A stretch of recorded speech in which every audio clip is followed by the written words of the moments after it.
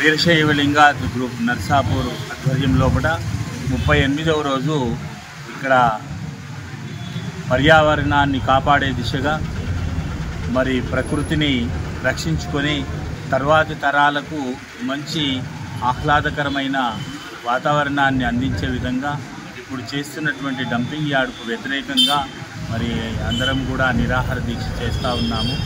తర్వాత తరాలకు మా జీవితాలు ఇప్పుడు 60-70 ఏళ్ళకి వచ్చినాం అయిపోయింది.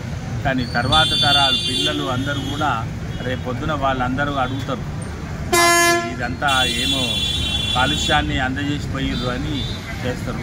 కాబట్టి మేమంతా కూడా తర్వాతి తరాలను రక్షించుకునే విధంగా, ప్రకృతిని కాపాడే విధంగా, అట్లాగే ఆ చెరువులు ఆ పశువులు తాగేటటువంటి నీళ్లను కూడా శుభ్రంగా ఉంచే విధంగా మరి ఆ డంపింగ్ యార్డుకు వ్యతిరేకంగా మేమంతా కూడా ఈ నిరాహార దీక్షలు చేస్తూ ఉన్నాము. పొద్దున్న నుంచి ఇక్కడ ఏమీ తీసుకోకుండా చిన్న పిల్లలు కూడా నీళ్లు కూడా తాగకుండా ఇక్కడనే కూర్చున్నాడు బాబు పొద్దున్న నుంచి 10 గంటల నుంచి.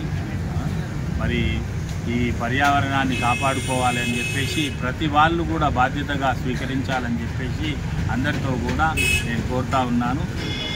బాధ్యత గల ఎవరైతే ఉన్నారో ప్రభుత్వము ఈ డంపింగ్ యార్డును ఇక్కడ పర్యావరణం అడవిలో నుంచి తొలగించాలని చెప్పేసి మేము కోరుకుంటా ఉన్నాము.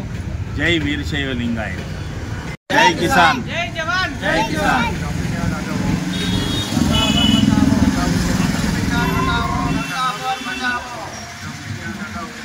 नरसापुर बचाओ,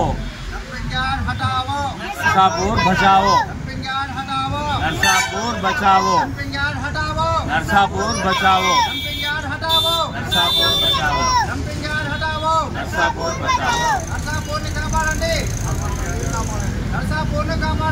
డంపింగ్ యార్డు తొలగించండి, పర్యావరణాన్ని కాపాడండి. జై కిసాన్, జై కిసాన్.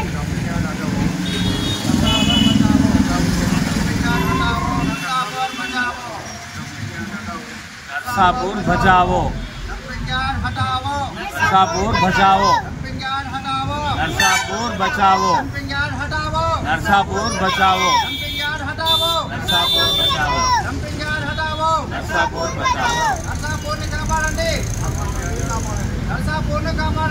డంపింగ్ యార్డు తొలగించండి, పర్యావరణాన్ని కాపాడండి.